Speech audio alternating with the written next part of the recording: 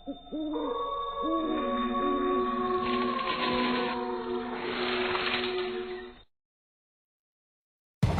का वक्त था। कस्बे से दूर बसे पुराने गांव भैरवपुर की गलियां हर रोज की तरह सुनसान हो चुकी थी। आसमान में हल्के बादल थे और ठंडी हवा के झोंके पुरानी हवेली की टूटी खिड़कियों से सनसनाहट पैदा कर रहे थे। गांव के लोग इस हवेली के पास से भी नहीं गुजरते थे। कहते हैं यहां अजीब अजीब आहटें सुनाई देती है, जैसे कोई अनदेखा इंसान आस पास घूम रहा हो। रीना अपने दोस्तों के साथ गांव घूमने आई थी। सबने मजाक मजाक में कहा, चल रीना, तू तो बहुत बहादुर बनती है। अगर सच में हिम्मत है तो फिर हवेली के अंदर चल। मुझे किससे डर लगेगा? भूत वूत जैसी कोई चीज नहीं होती। रीना अकेली हवेली के अंदर चली गई। टॉर्च की रोशनी टूटी दीवारों पर पड़ते ही डरावनी परछाइयां बनने लगी। वो चौंक कर पलटी। वहां कोई नहीं था। शायद मेरे दोस्तों ने मजाक किया होगा। लेकिन अगले ही पल उसने टॉर्च की रोशनी में देखा, दीवार पर उसके अलावा एक और परछाई हिल रही थी। रीना की सांसें तेज हो गई। उसने धीरे से पुकारा, कौन है वहां? पर कोई जवाब नहीं मिला। बस धीरे धीरे कदमों की आहट पास आने लगी। वो भागकर बाहर निकली। दोस्त हंस पड़े। क्या हुआ? रंग उड़ गया चेहरे से? रीना कांपती आवाज में बोली, नहीं, अंदर कोई था। दोस्तों ने मजाक उड़ा दिया। लेकिन उस दिन के बाद से रीना के साथ अजीब घटनाएं होने लगी। कभी रात में उसके कमरे में किसी के चलने की आवाज आती, कभी शीशे में उसके पीछे कोई धुंधली परछाई दिखाई देती। गांव का नाई रघु रोज रात को देर तक दुकान बंद करता। एक दिन जब वह तालाब के किनारे से घर जा रहा था तो उसे लगा कोई उसके पीछे पीछे चल रहा है। कौन है बे? सामने आ! पर कोई जवाब नहीं। वो तेज कदमों से चलने लगा, लेकिन नाहट भी उतनी ही तेज हो गई। अचानक उसके सामने एक सफेद साया खड़ा हो गया। आंखें गहरी हरी चमक रही थी। रघु, तेरा समय आ गया है, तू बच नहीं पाएगा। रघु जोर से चिल्लाया और भाग खड़ा हुआ। अगले दिन गांव वालों ने देखा रघु पागल सा हो गया था। वो बार बार कहता, आहट मुझे ले जाएगी, आहट मुझे ले जाएगी। अनिरुद्ध गांव के स्कूल में मास्टर था। वो भूत प्रेत में विश्वास नहीं करता था। लेकिन एक रात जब वो हवेली के पास से लौट रहा था तो उसने साफ साफ सुना जैसे भारी जूतों की आवाज उसके पीछे से आ रही हो। अरे ये कैसी आवाज है? यहां तो कोई और नहीं है। वो मुड़ा, लेकिन पीछे सिर्फ खाली सड़क थी। फिर अचानक उसके कान में किसी ने फुसफुसाया, तू बच नहीं पाएगा। रीना, रघु और अनिरुद्ध तीनों अलग अलग लोग थे, लेकिन सबने एक ही चीज महसूस की और वो थी आहट। गांव में धीरे धीरे डर फैलने लगा। लोग कहने लगे कि हवेली में दबे किसी रहस्य की वजह से ये सब कुछ हो रहा है। गांव भैरवपुर में अब हर कोई हवेली का नाम लेते ही सिहर उठता। रीना का चेहरा अब पीला पड़ चुका था। रघु पागलपन की हद तक डर चुका था और अनिरुद्ध मास्टर भी अब रात को अकेले निकलने से कतराने लगा था। लेकिन ये डर यहीं नहीं रुका। सविता रोज रात को अपने आंगन में तुलसी को दिया जलाती थी। उस रात भी उसने वैसा ही किया, लेकिन जैसे ही दिया जलाया उसे लगा मानो आंगन में कोई खड़ा है। कौन है वहां? अंधेरे में कुछ भी नहीं दिखा, लेकिन हवा का एक तेज झोंका आया और दिया बुझ गया। सविता ने माचिस जलाई, तभी देखा आंगन के कोने में एक औरत खड़ी थी, काली साड़ी में, बाल बिखरे हुए। हे भगवान! वो औरत धीरे धीरे आगे बढ़ी और उसके कान में फुसफुसाई, आहट सुनो, आहट सुनो, तुम्हें कोई लेने आ रहा है। सविता चीख पड़ी। घर वाले दौड़े, लेकिन वहां कोई नहीं था। अगर यहां कोई आत्मा है तो आज मैं उसे शांति दूंगा। वो मंत्र पढ़ने लगा। तभी हवेली की सीढ़ियों पर धीमे धीमे कदमों की आवाज आई। कौन है वहां? कोई जवाब नहीं, लेकिन अचानक उसके सामने लोहे की जंजीर अपने आप हिलने लगी। मोहन घबरा गया, लेकिन हिम्मत करके मंत्र पढ़ता रहा। तभी दीवार पर खून से लिखा उभर आया, आहट से बचना नामुमकिन है। मोहन के हाथ से माला गिर गई। वो भागते भागते गांव लौटा। ये जगह अशुभ है, वहां कोई अनदेखी शक्ति है। अमर गांव और कस्बे के बीच बस चलाता था। एक रात उसकी बस में कोई भी यात्री नहीं था। बस सुनसान सड़क से गुजर रही थी।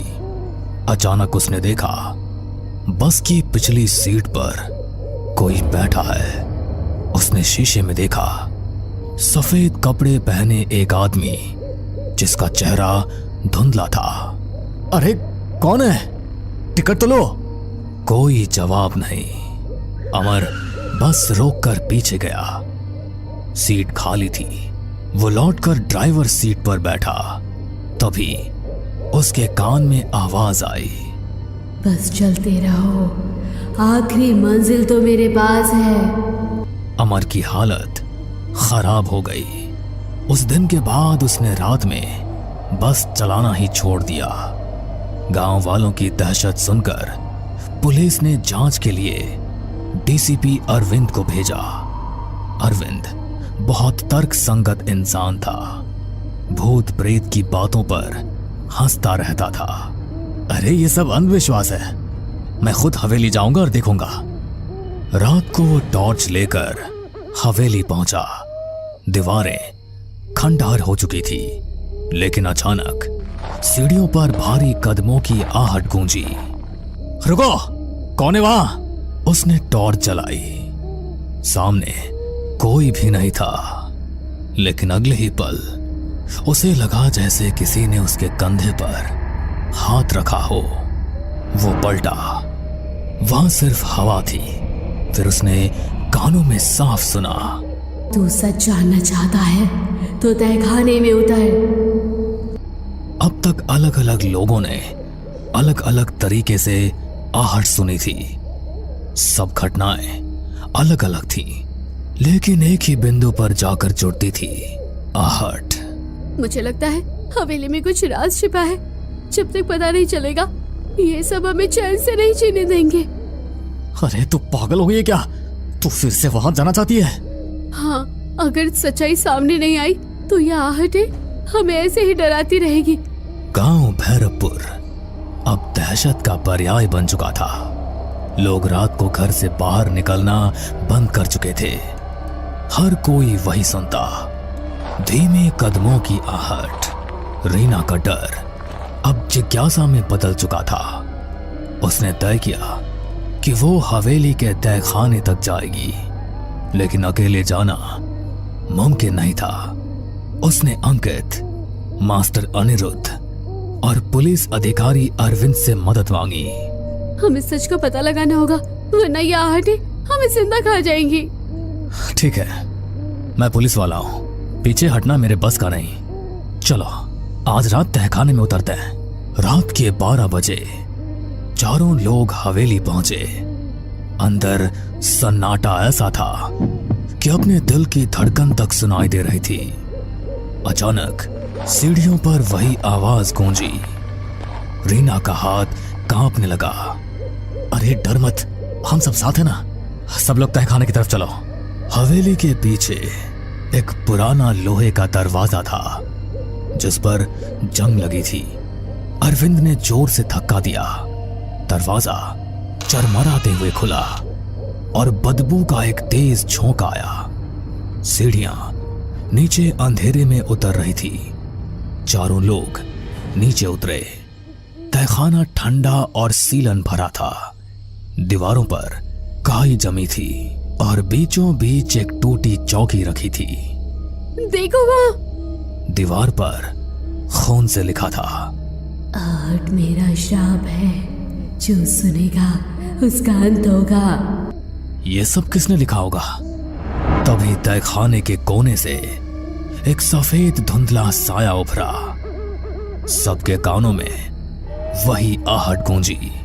मैं इस हवेली की मालकिन ललिता हूँ। 100 साल पहले मेरे पति ने लालच में मुझे यहीं जिंदा दफना दिया था। मेरी चीखें, मेरे कदमों की आहट सब यही गूंजती रही। रीना की आंखें फटी की फटी रह गई। तो ये सारी घटनाएं वही आहट? हाँ। अचानक तहखाने की दीवारें हिलने लगी। छत से मिट्टी गिरने लगी। ये क्या हो रहा है? मेरा श्राप अनंत है। जो सच जानता है वो भी आहट से बच नहीं सकता। रीना, अंकित, अनिरुद्ध और अरविंद चारों बाहर भागने लगे, लेकिन हर तरफ से आहट की आवाज आने लगी। कभी पास, कभी दूर, कभी ऊपर, कभी नीचे। सभी हवेली से बाहर आने लगे। तभी अरविंद ने सबसे कहा, अगर हम इस हवेली को ही जला दें तो शायद ललिता का दफन शरीर भी जलकर मुक्ति पा लेगा और आहट का ये पूरा किस्सा ही खत्म हो जाएगा। उसके बाद सबने मिलकर पूरी हवेली में आग लगा दी और सभी हवेली से बाहर निकल आए। हमने सुना भी था कि हवेली की मालकिन अचानक गायब हो गई थी। असल में उसे मार दिया गया था। फिर अगले दिन लोगों ने हवेली में सामूहिक पूजा करवाई। उस दिन पहली बार कई सालों बाद गांव में रात शांति से बीती। लेकिन कुछ दिनों बाद रीना अपने कमरे में पढ़ाई कर रही थी। खिड़की से ठंडी हवा आई। अचानक उसे लगा जैसे कमरे के कोने से धीरे धीरे कदमों की आहट आ रही है। उसने कांपते हुए कहा, कौन है? कोई जवाब नहीं मिला, बस वही आवाज। रीना की आंखों में डर फिर से उतर आया। भैरवपुर गांव में हवेली का रहस्य तो खुल गया, लेकिन आहट अब भी जिंदा है। कहते हैं जो एक बार ये आवाज सुन लेता है उसकी जिंदगी कभी पहले जैसी नहीं रहती। आहट सिर्फ एक आवाज नहीं बल्कि एक अंधे का साया है जो हर जगह आपके पीछे पीछे चलता है। बस कभी वो आहट सुनाई देती है और कभी नहीं सुनाई देती, पर डर की दस्तक लेकर आहट सभी के आसपास चलती रहती है। हमें पूरा यकीन है दोस्तों कि आप लोगों को ये कहानी जरूर पसंद आई होगी। अगर आपके साथ भी कुछ ऐसे अनकहे किस्से हो चुके हैं तो प्लीज हमारे साथ शेयर करें। हम जरूर अपने चैनल पर उनको दिखाएंगे। हमारी ईमेल आईडी नीचे डिस्क्रिप्शन बॉक्स में दी गई है, तो प्लीज हमारे वीडियो और चैनल को शेयर एंड सब्सक्राइब करें और बने रहे हमारे साथ ऐसे ही अनकहे किस्से और कहानियां सुनने के लिए।